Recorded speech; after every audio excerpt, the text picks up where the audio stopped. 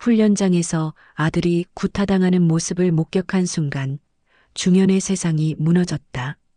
이게 뭐 하는 짓이야? 당장 손 떼. 40년 군인 생활의 모든 권위가 그 한마디에 담겼다.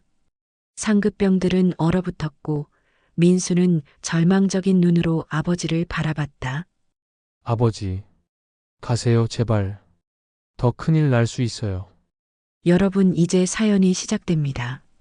시작 전 좋아요와 구독 버튼을 꼭 눌러주세요. 채널을 운영하는 큰 힘이 됩니다. 감사합니다. 새벽 5시 알람 소리보다 먼저 눈을 뜨는 습관은 아직도 몸에 배어 있었습니다. 박중현은 침대에서 몸을 일으켜 세우며 작은 한숨을 내쉬었습니다. 40년 넘게 이어진 군인의 습관이죠. 옆에서 잠든 아내 순덕의 고른 숨소리가 평화롭게 들려왔습니다. 오늘도 또 이렇게 시작이구나. 중현은 조용히 일어나 운동복으로 갈아입었습니다. 거울 속 자신의 모습을 바라보니 66의 나이가 고스란히 드러났지만 여전히 곧은 어깨와 단정한 자세는 옛 군인의 품격을 잃지 않고 있었습니다. 집 앞 작은 마당으로 나가 팔굽혀펴기와 윗몸 일으키기를 시작했습니다. 하나, 둘, 셋. 숫자를 세어가며 운동을 하는 동안 머릿속에는 자연스럽게 아들 민수 생각이 떠올랐습니다.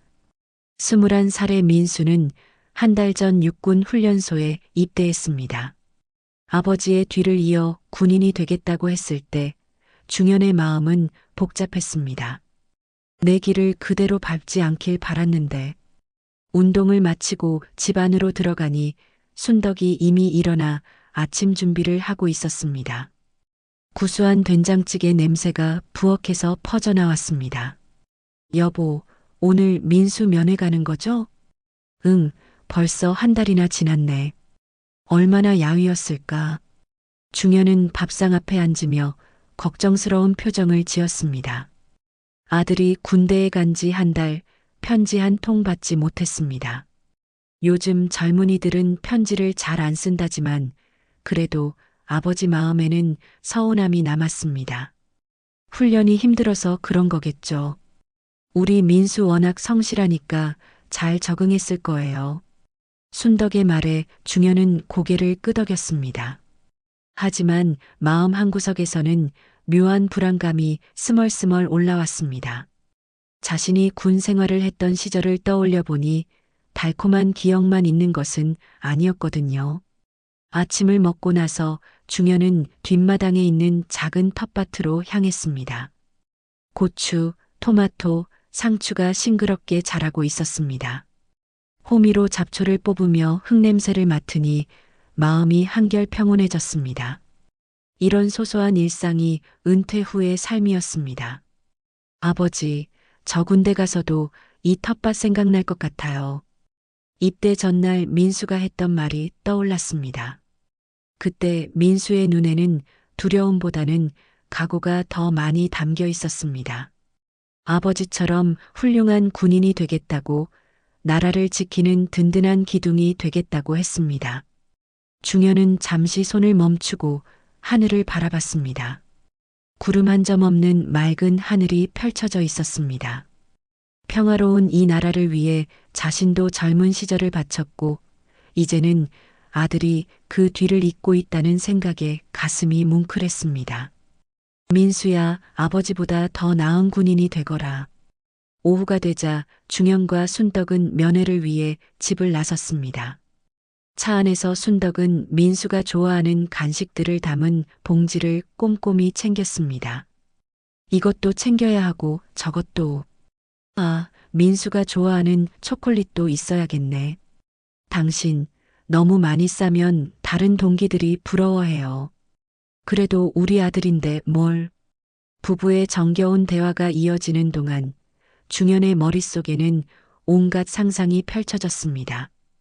건강하게 자란 아들의 모습, 더욱 의젓해진 표정, 그리고 자신에게 격려를 하며 인사하는 모습까지. 훈련소까지 가는 길은 그리 멀지 않았지만 오늘따라 유난히 길게 느껴졌습니다. 아들을 보고 싶은 마음과 동시에 왠지 모를 걱정이 함께 밀려왔기 때문입니다. 내가 왜 이렇게 불안하지? 민수는 분명 잘 지내고 있을 텐데. 중현은 스스로를 다독이며 운전대를 꽉 움켜쥐었습니다. 곧 사랑하는 아들을 만날 수 있다는 기대감으로 마음을 채워보려 했습니다.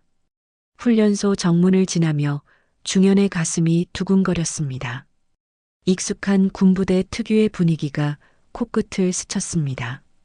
철조망, 초소, 그리고 규칙적으로 울려 퍼지는 구령 소리까지 모든 것이 자신의 젊은 시절을 떠올리게 했습니다. 면회객 대기실은 저쪽입니다. 안내 병사의 친절한 말에 따라 중현과 순덕은 대기실로 향했습니다. 이미 많은 가족들이 와 있었습니다. 어머니들은 아들을 기다리며 준비해온 음식들을 정리하고 있었고, 아버지들은 담배를 피우며 서로 안부를 물었습니다. 우리 아들도 곧 나오겠죠? 순덕이 들뜬 목소리로 말했습니다. 중현도 마음이 급해졌습니다. 한 달 만에 보는 아들이 얼마나 그리웠는지 모릅니다. 드디어 면회 시간이 되었습니다.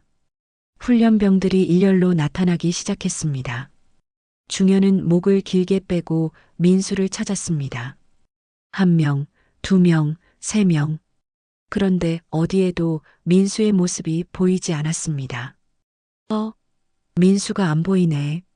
저기요, 혹시 박민수 훈련병은 어디 있나요? 순덕이 근처에 있던 간부에게 물었습니다. 간부는 잠시 명단을 확인하더니 고개를 끄덕였습니다. 아, 박민수 훈련병이요? 곧 나올 겁니다. 그로부터 10분이 더 지나서야 민수가 나타났습니다. 하지만 중현이 기대했던 모습과는 달랐습니다. 민수의 얼굴은 창백했고 눈가에는 다크서클이 짙게 자리 잡고 있었습니다. 민수야. 순덕이 반가운 마음에 손을 흔들었습니다. 민수도 부모를 발견하고 다가왔지만 그의 걸음걸이는 어딘가 어색했습니다. 마치 몸이 아픈 사람처럼 조심스럽게 움직였습니다. 아버지, 어머니. 민수가 인사를 했습니다. 목소리는 여전했지만 표정에서 뭔가 다른 느낌이 들었습니다. 중현의 날카로운 눈이 아들의 몸을 훑쳤습니다. 그때였습니다. 민수의 군복 소매 사이로 보이는 팔뚝에 멍 자국이 선명하게 드러났습니다. 게다가 오른쪽 어깨 부분도 유독 움츠려 있었습니다. 민수야, 너 다친 거냐? 중현의 목소리에 긴장감이 실렸습니다. 40년 넘게 군대를 다닌 그의 경험으로는 저런 멍이 단순한 훈련 때문에 생기는 것이 아니라는 걸 알 수 있었습니다. 아, 이거요? 그냥 훈련 중에 넘어져서요. 괜찮습니다. 민수는 어색하게 웃으며 소매를 내렸습니다. 하지만 중현의 의심은 더욱 커졌습니다. 아들의 눈빛에서 두려움 같은 것이 스쳐 지나갔기 때문입니다. 훈련이 많이 힘드니 밥은 잘 먹고?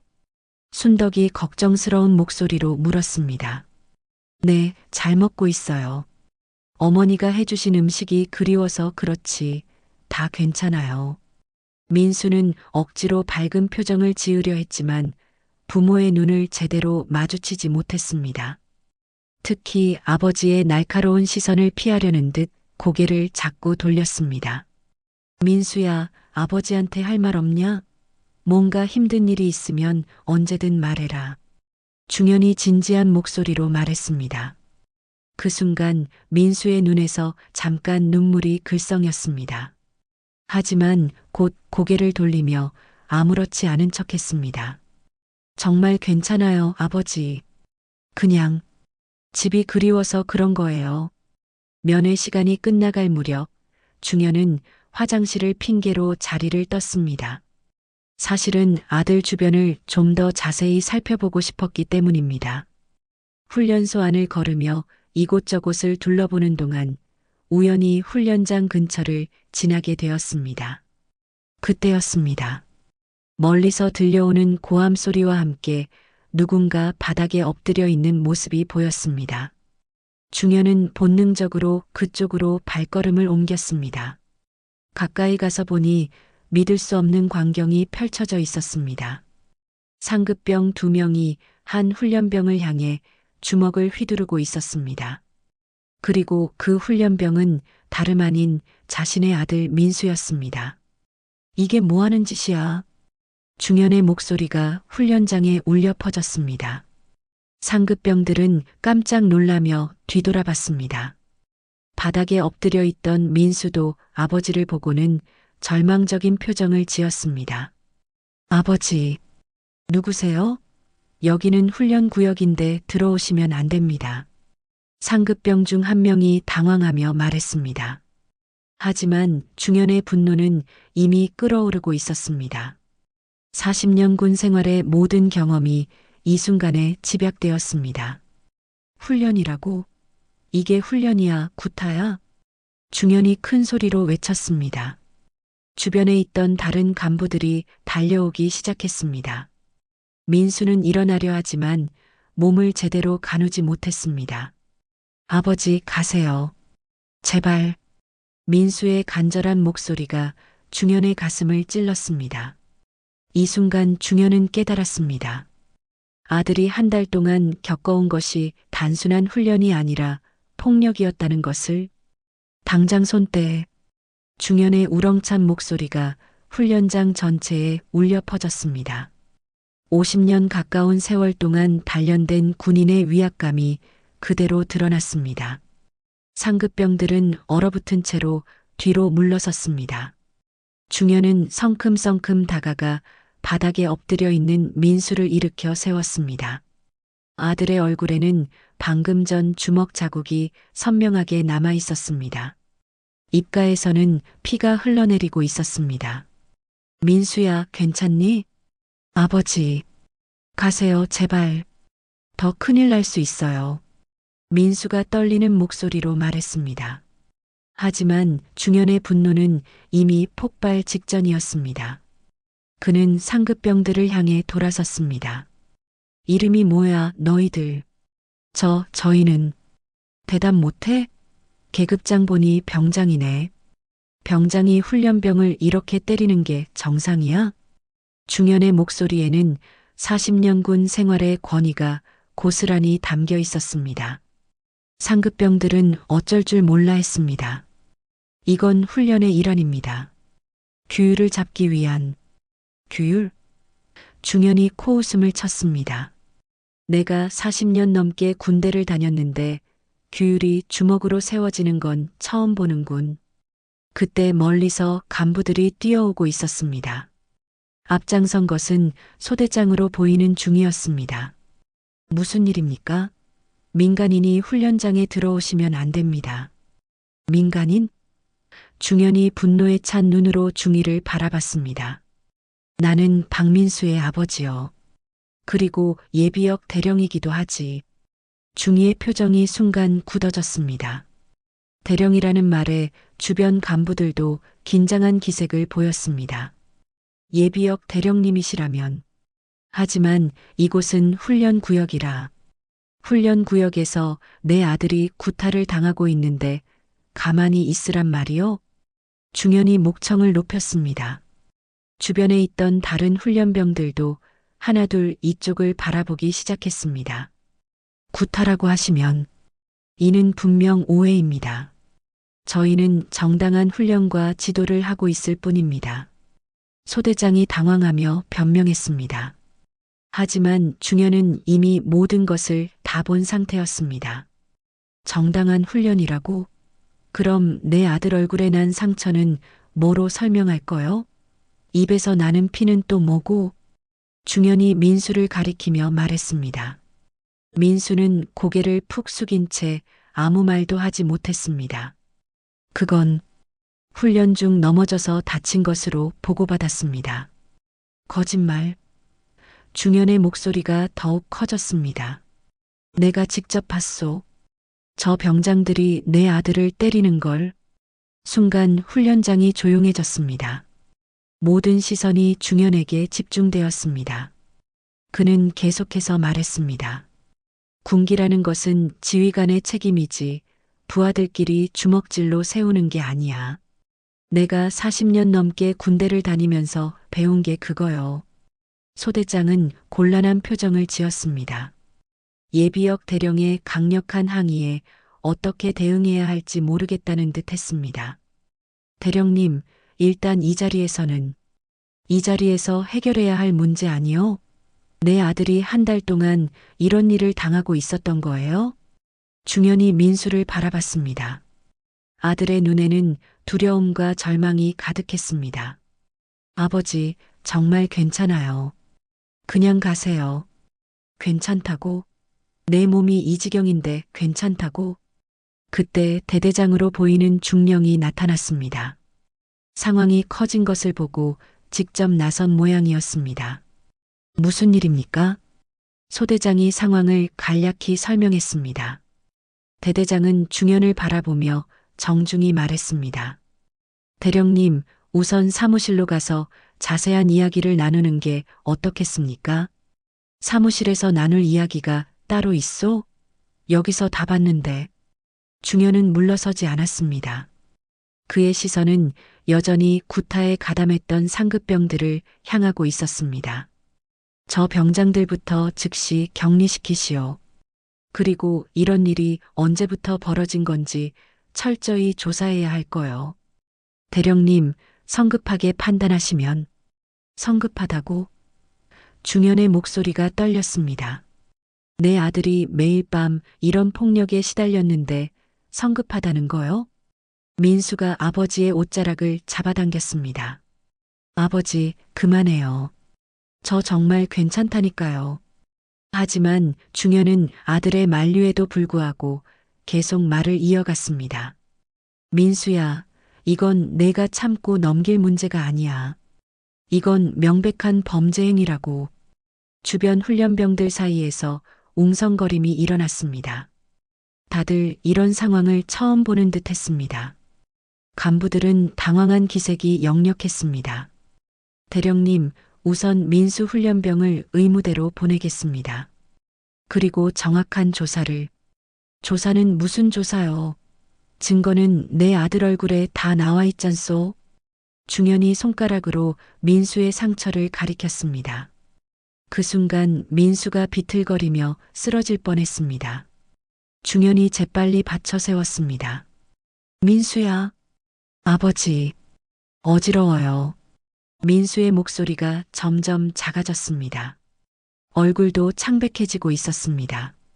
중현은 그제야 아들의 상태가 심각하다는 것을 깨달았습니다. 당장 병원으로 옮기시오. 중현의 명령조 목소리에 간부들이 서둘러 움직였습니다. 하지만 중현의 마음속에는 분노와 함께 깊은 절망감이 자리 잡기 시작했습니다. 이제 단순한 구타 문제가 아니라 더 큰 싸움이 시작될 것 같은 예감이 들었습니다. 민수가 의무대로 실려간 후 중현은 집으로 돌아왔지만 마음이 편할 리 없었습니다. 순덕은 남편의 굳어진 표정을 보고는 무슨 일이 있었는지 직감했습니다. 여보, 민수한테 무슨 일이 있었나요? 아들이 구타를 당하고 있었어. 중현의 목소리는 떨리고 있었습니다. 순덕의 얼굴이 하얗게 변했습니다. 구타라니요? 그게 무슨...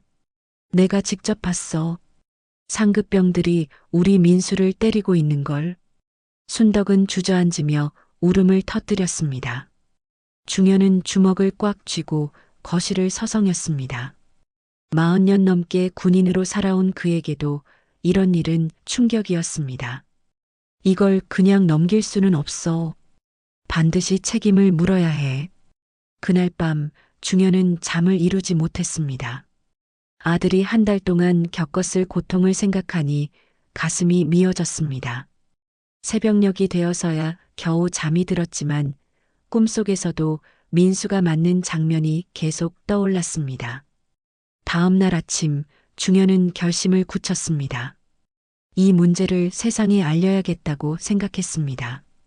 먼저 지역 신문사에 전화를 걸었습니다. 안녕하세요, 기자님. 군대 내 구타 사건에 대해 제보하고 싶습니다. 구체적으로 어떤 내용인가요?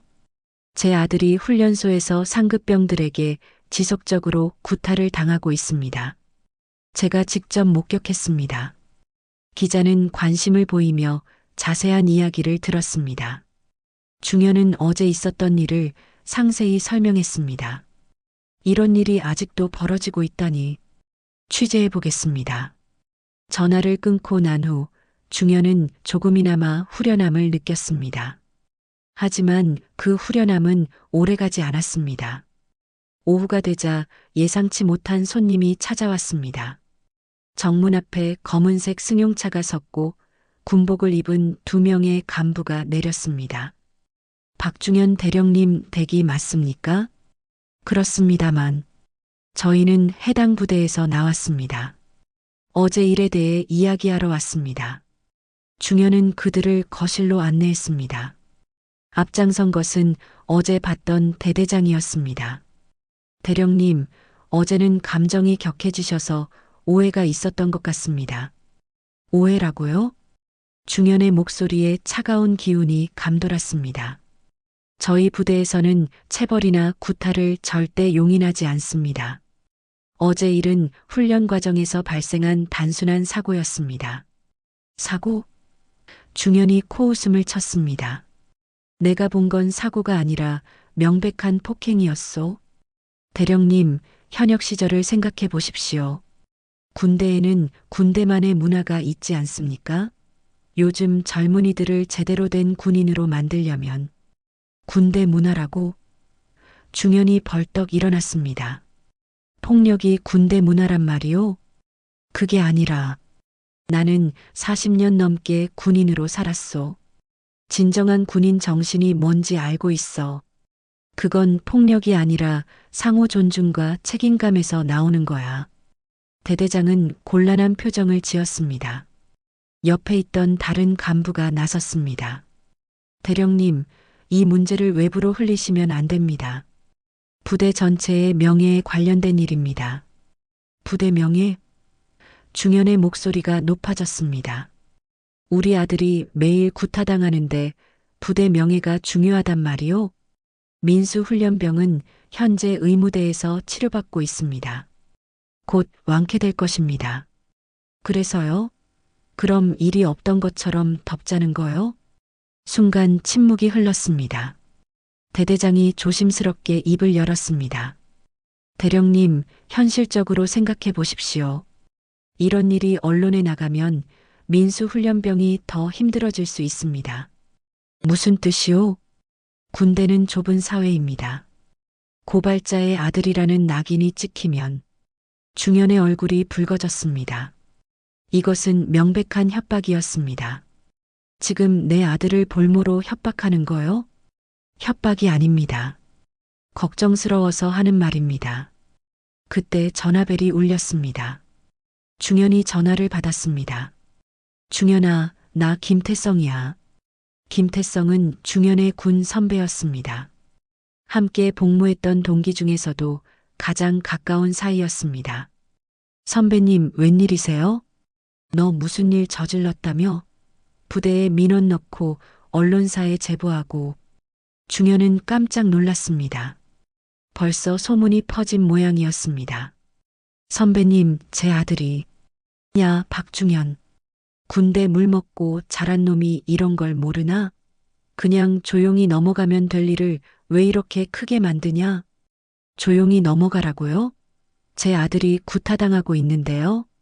아들 하나 때문에 부대 전체를 뒤집어 놓을 생각이냐? 내가 예전에 그런 놈이 아니었는데. 중현은 당황했습니다. 가장 믿었던 선배마저 이런 말을 하다니.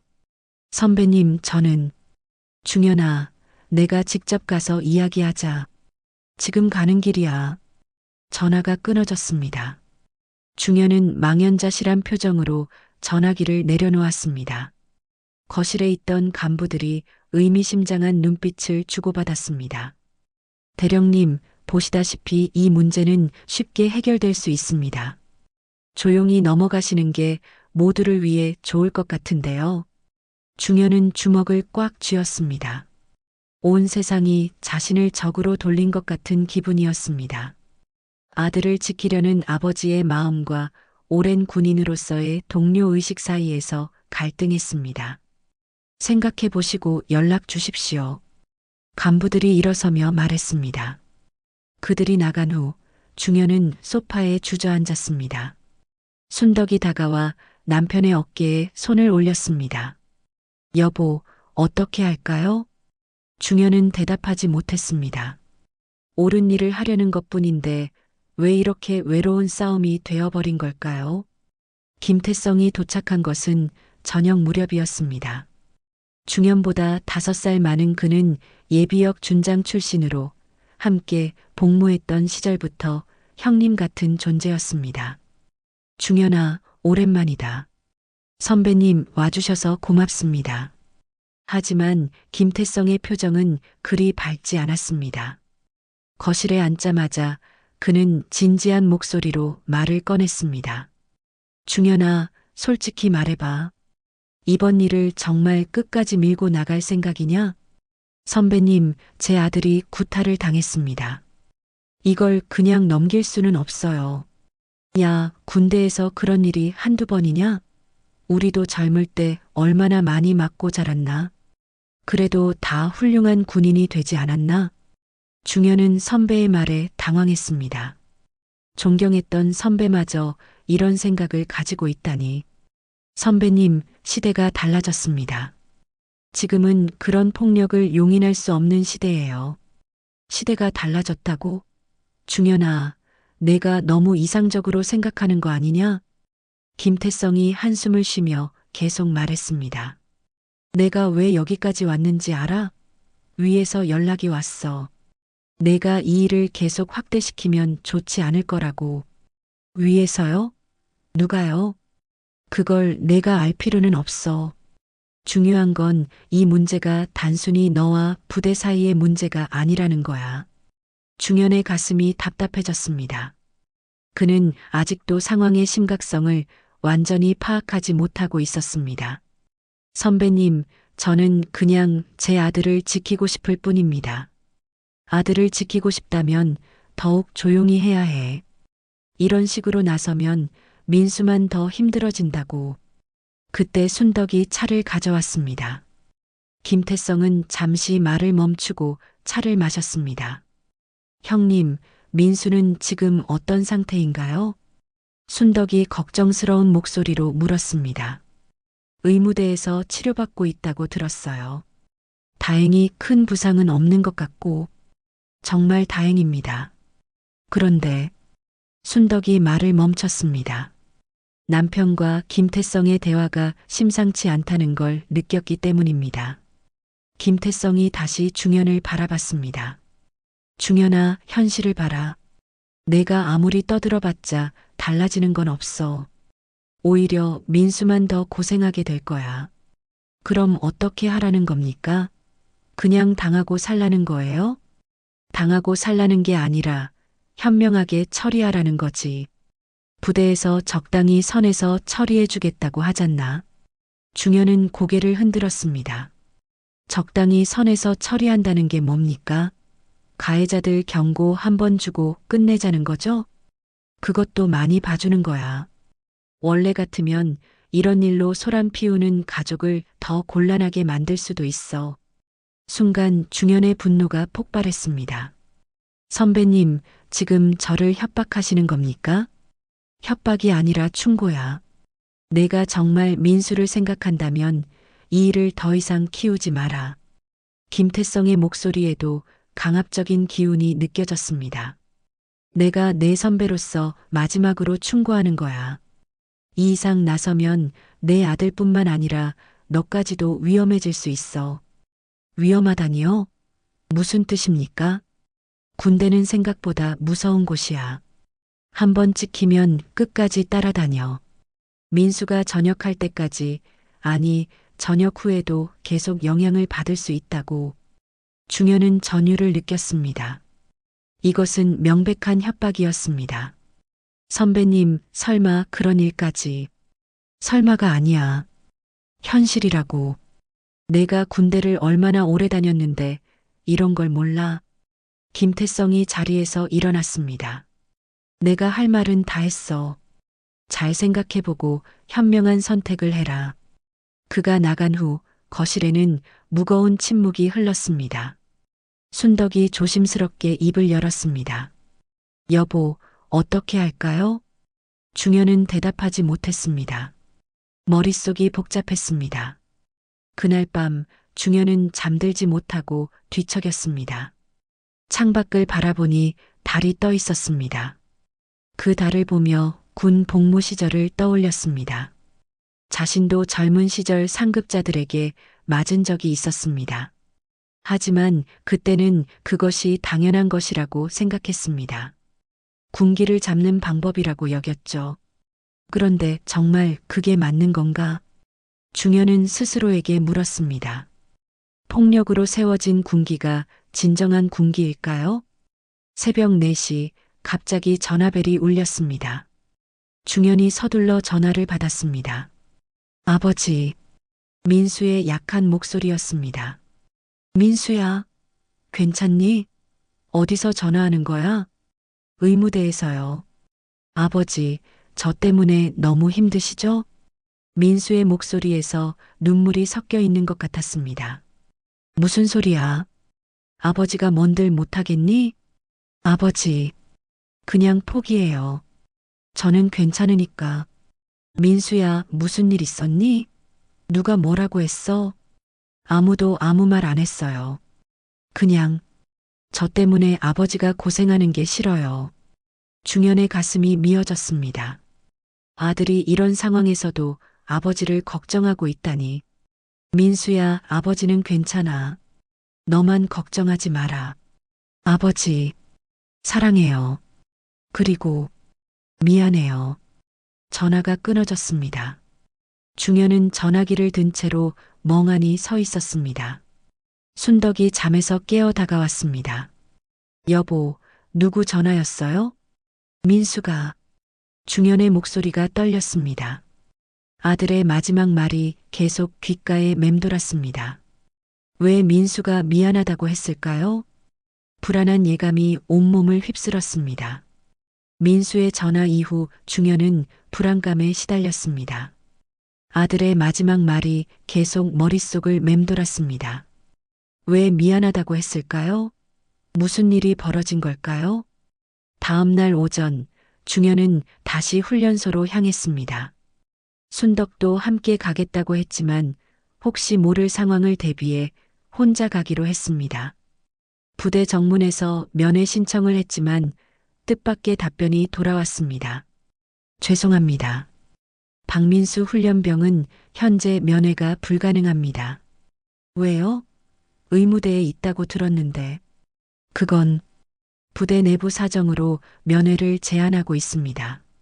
중현의 얼굴이 굳어졌습니다. 이상한 일이었습니다. 그럼 언제 면회가 가능한가요? 정확한 시기는 잠시만 기다려 주십시오. 병사가 내부로 연락을 취했습니다. 잠시 후 어제 만났던 대대장이 나타났습니다. 대령님 오셨군요. 민수를 보러 왔습니다. 면회가 안 된다는데 무슨 일입니까? 대대장이 난처한 표정을 지었습니다. 실은 민수 훈련병의 상태가 좋지 않습니다. 상태가 좋지 않다니요? 어제까지만 해도 괜찮다고 했잖습니까? 어젯밤에 상태가 급격히 악화되었습니다. 현재 응급실로 이송된 상태입니다. 중현은 마치 하늘이 무너지는 듯한 충격을 받았습니다. 응급실이요? 왜 연락을 안 해주셨습니까?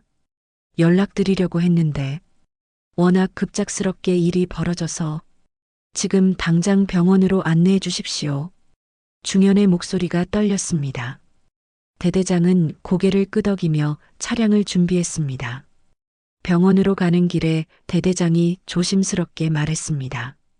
대령님, 사실 어젯밤에 민수 훈련병이 의식을 잃고 쓰러진 겁니다. 의식을 잃고 쓰러졌다고요?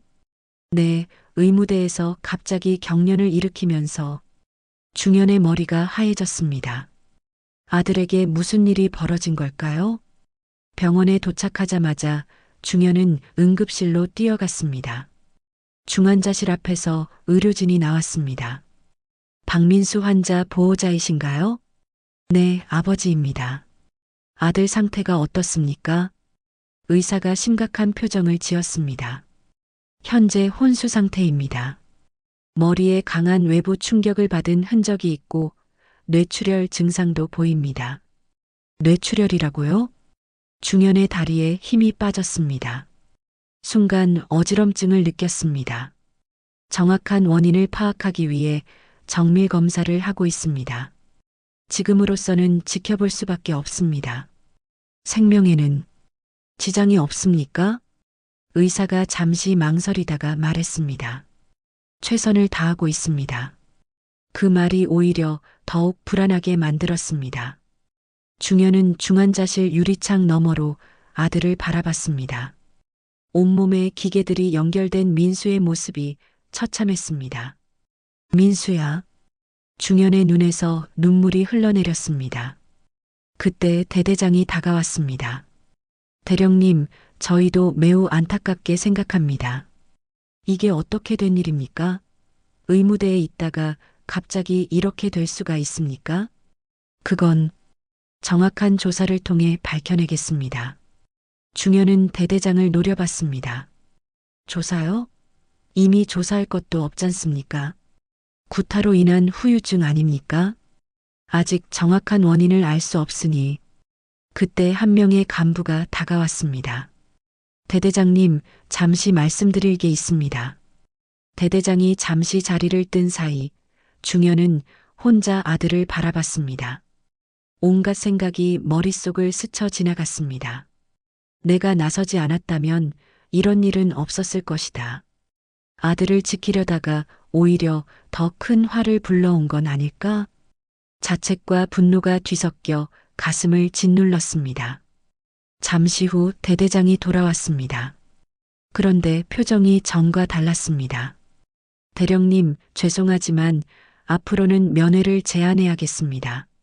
뭐라고요?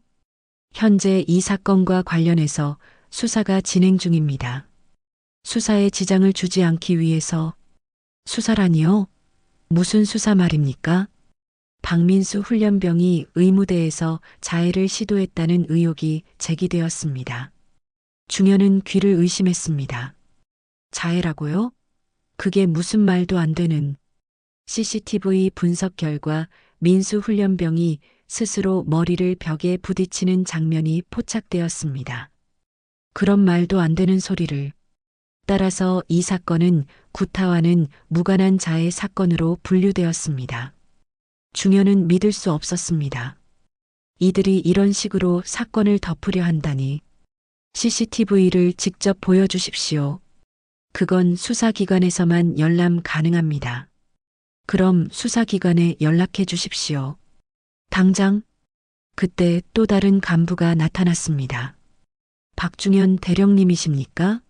저는 헌병대에서 나왔습니다. 헌병대요?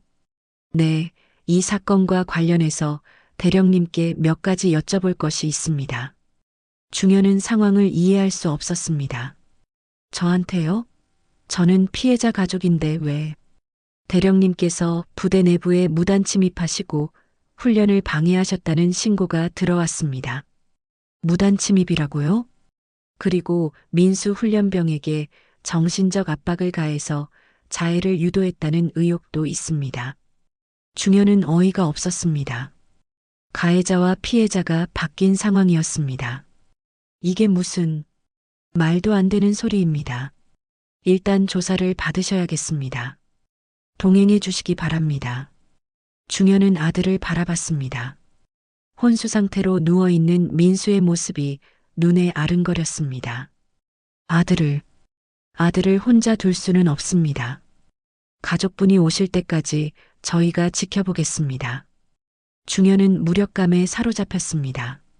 아들을 지키려던 아버지가 오히려 가해자로 몰리고 있었습니다. 모든 것이 뒤바뀐 상황에서 중현은 절망했습니다. 헌병대에서 하루 종일 조사를 받은 후 중현은 완전히 지쳐 집에 돌아왔습니다. 순덕은 남편의 초췌한 모습을 보고 깜짝 놀랐습니다. 여보, 무슨 일이에요? 민수는 어떻게 됐어요? 중현은 주저앉으며 모든 상황을 설명했습니다. 순덕은 말을 듣고는 울음을 터뜨렸습니다. 그럼 우리 민수가 지금 혼수 상태라는 거예요? 의사는 최선을 다한다고 하지만 언제 깨어날지 모른다고 해. 이럴 수가 있나요? 그날 밤 중현은 잠들지 못하고 서재로 갔습니다. 오랫동안 손대지 않았던 낡은 상자를 꺼냈습니다. 그 안에는 군 복무 시절의 일기와 자료들이 들어 있었습니다. 먼지를 털고 일기장을 펼쳤습니다. 20대 시절의 글씨가 어렴풋하게 보였습니다. 1979년 3월 15일. 오늘도 김상사에게 맞았다. 이유는 내무반 정리가 제대로 안 되었다는 것이었다. 하지만 정말 이유는 그것이 아니었다. 그냥 화풀이였다. 중현은 자신의 과거 기록을 보며 충격을 받았습니다. 자신도 젊은 시절 구타를 당했고 그것을 일기에 기록해 두었던 것입니다. 1979년 4월 2일.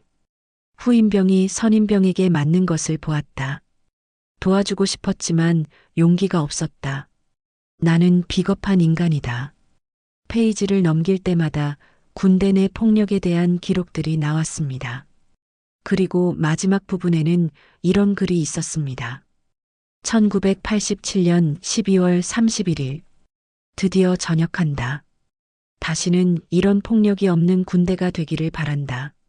내가 간부가 되면 절대 이런 일은 없을 것이다. 중현은 자신의 젊은 시절 다짐을 보며 가슴이 아팠습니다. 그런데 정작 자신이 간부가 되었을 때는 어땠던가요? 정말 폭력을 근절하기 위해 노력했던가요? 솔직히 말하면 그렇지 못했습니다. 군대 문화라는 이름으로 전통이라는 핑계로 많은 것들을 묵인해 왔습니다. 내가 바꿨어야 했는데. 중현은 깊은 자책감에 빠졌습니다. 자신이 젊은 시절 겪었던 고통을 후배들도 똑같이 겪게 방치해 둔 것입니다. 그리고 결국 그 폐해가 자신의 아들에게까지 미친 것입니다. 다음 날 아침 중현은 결심을 굳혔습니다. 이 일을 절대 덮고 넘어갈 수 없다고 생각했습니다. 아들을 위해서라도, 그리고 미래의 모든 군인들을 위해서라도 진실을 밝혀야 했습니다.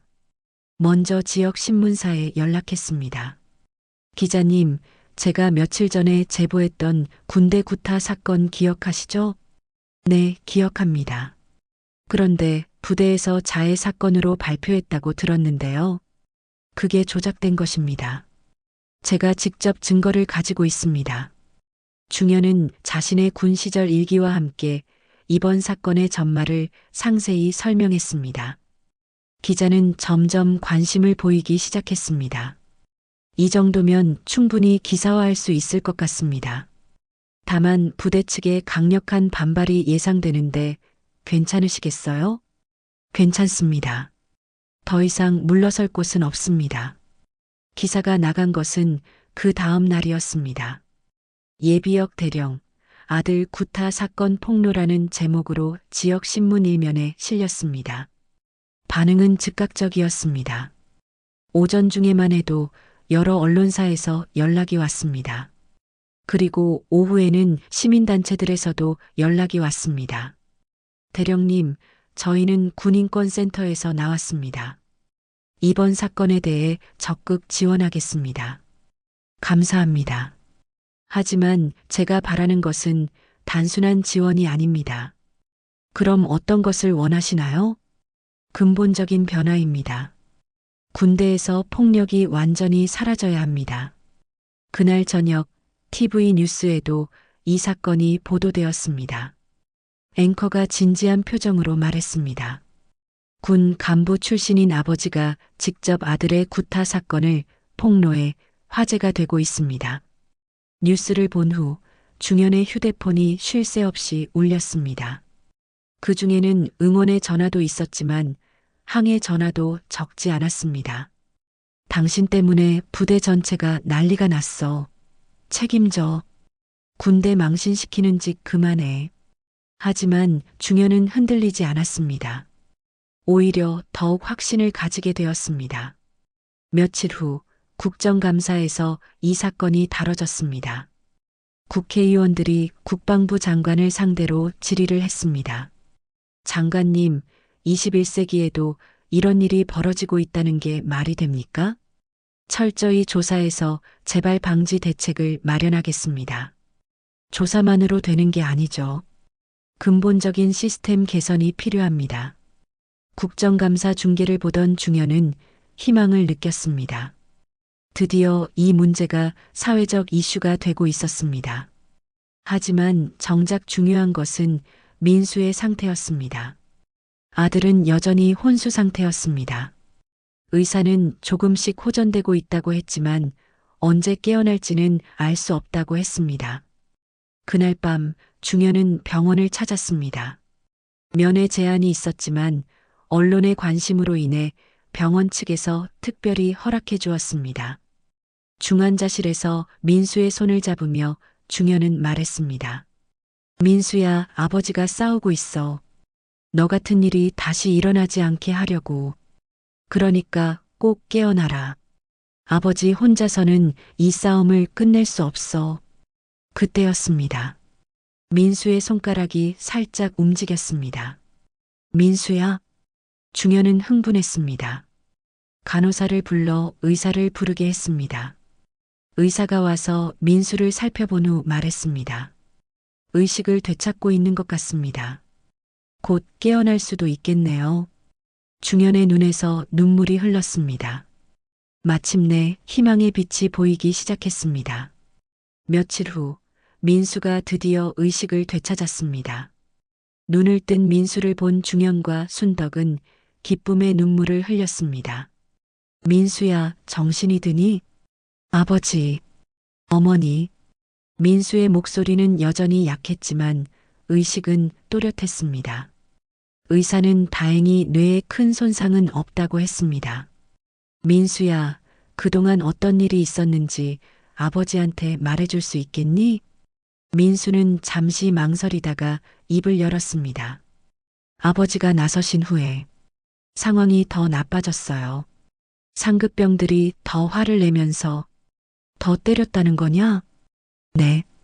그리고 저를 문제아로 만들려고 했어요. CCTV 있는 곳에서 저를 자해하는 것처럼 연출하려고. 중현의 주먹이 저절로 쥐어졌습니다. 그래서 진짜 자해를 한 건 아니지? 아니에요. 제가 거부하니까 억지로 제 머리를 벽에 부딪히게 했어요. 순덕이 울음을 터뜨렸습니다.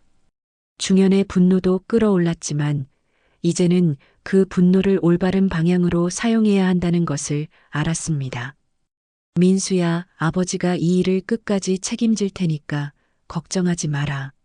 며칠 후 민수는 건강이 회복되어 휠체어를 탈 수 있게 되었습니다. 그때 중현에게 중요한 제안이 들어왔습니다. 대령님, 국회에서 증언하실 의향이 있으신가요? 시민단체에서 온 활동가가 말했습니다. 국회에서요? 네, 국정감사 후속으로 군대 내 폭력 문제에 대한 특별 청문회가 열립니다. 대령님과 민수님의 증언이 필요합니다. 중현은 민수를 바라봤습니다. 민수야, 너는 어떻게 생각하니? 민수는 잠시 생각한 후 말했습니다. 아버지, 저는 더 이상 숨고 싶지 않아요. 제 경험이 다른 사람들에게 도움이 된다면 기꺼이 증언하겠습니다. 아들의 용기에 중현은 감동했습니다. 이제 정말 진정한 변화를 만들어낼 수 있을 것 같았습니다. 청문회 당일 국회 회의장은 언론과 시민들로 가득했습니다. 중현은 증인석에 앉아 마이크 앞에서 입을 열었습니다. 존경하는 국회의원님들께 말씀드립니다. 저는 40년 넘게 군인으로 살아왔습니다. 그리고 부끄럽게도 군대 내 폭력 문제를 수수방관해 왔습니다. 회의장이 조용해졌습니다.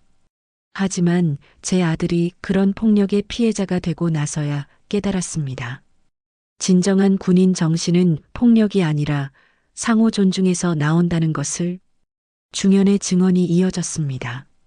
자신의 군 시절 일기를 공개하며 수십 년간 이어져 온 악습을 고발했습니다. 내가 젊은 시절 겪었던 고통을 후배들이 또 겪게 해서는 안 됩니다. 이제 이 악순환을 끊어야 합니다. 이어서 민수가 휠체어를 타고 증인석에 나왔습니다. 온 국민이 지켜보는 가운데 민수는 떨리는 목소리로 말했습니다. 저는 아버지처럼 훌륭한 군인이 되고 싶어서 입대했습니다. 하지만 제가 경험한 것은 군인 정신이 아니라 단순한 폭력이었습니다. 민수의 증언은 온 국민의 마음을 움직였습니다. 저는 군인이 되기를 포기합니다. 하지만 진정한 군인 정신을 배울 수 있는 군대가 만들어지기를 바랍니다. 청문회가 끝난 후 사회 전체가 들끓었습니다. 군대 내 폭력 근절을 요구하는 목소리가 높아졌고 정부도 더 이상 이 문제를 외면할 수 없게 되었습니다. 한 달 후 국방부는 군대 내 폭력 근절을 위한 종합 대책을 발표했습니다. 구타 가해자에 대한 처벌을 강화하고 신고 체계를 개선하며 간부 교육도 전면 개편하기로 했습니다. 해당 부대의 관련자들도 모두 처벌받았습니다. 직접 구타에 가담한 상급병들은 군사재판에 회부되었고 이를 묵인한 간부들도 징계 처분을 받았습니다. 하지만 가장 의미 있는 변화는 따로 있었습니다. 전국의 많은 부대에서 구타 근절 선언이 이어졌고 실제로 구타 신고 건수가 급격히 줄어들었습니다. 민수는 군대를 전역한 후 아버지와 함께 새로운 일을 시작했습니다. 농촌의 작은 학교에서 청소년들을 가르치는 일이었습니다. 아이들아, 진정한 강함은 약한 사람을 때리는 것이 아니라 약한 사람을 보호하는 것이야. 중현은 체육 시간마다 아이들에게 이런 이야기를 해주었습니다. 민수도 함께 아이들을 가르치며 새로운 꿈을 키워나갔습니다. 아버지, 이런 일을 하니까 정말 보람 있네요. 그래, 이제야 진정한 군인 정신을 실천하고 있는 것 같아. 어느 날 저녁, 중현과 민수는 함께 텃밭을 가꾸고 있었습니다. 상추와 고추가 싱그럽게 자라고 있었습니다. 아버지, 저는 아버지가 자랑스러워요. 나도 너를 자랑스럽게 생각한다, 민수야. 처음에는 왜 이런 고생을 해야 하나 싶었는데 이제 보니 꼭 필요한 일이었네요. 중현은 고개를 끄덕였습니다. 맞다. 우리가 겪은 고통이 헛되지 않았구나. 하늘에는 별들이 빛나고 있었습니다. 부자는 함께 별을 바라보며 조용히 서 있었습니다. 아버지, 이제 정말 평화로워졌네요. 그래, 이제 진짜 평화야. 중현의 마음속에는 깊은 평안이 자리 잡았습니다. 내가 평생 세우려 했던 군기는 주먹이 아닌 가슴에서 시작되어야 했다는 것을 이제야 깨달았습니다. 그들의 용기 있는 고발로 시작된 변화는 작은 물결에서 시작해 큰 파도가 되어온 사회를 바꿔놓았습니다. 상처는 있었지만 그 상처가 더 큰 치유의 시작이 되었습니다. 중현과 민수 그리고 그들을 지켜본 모든 사람들의 마음속에 진정한 평화가 찾아왔습니다.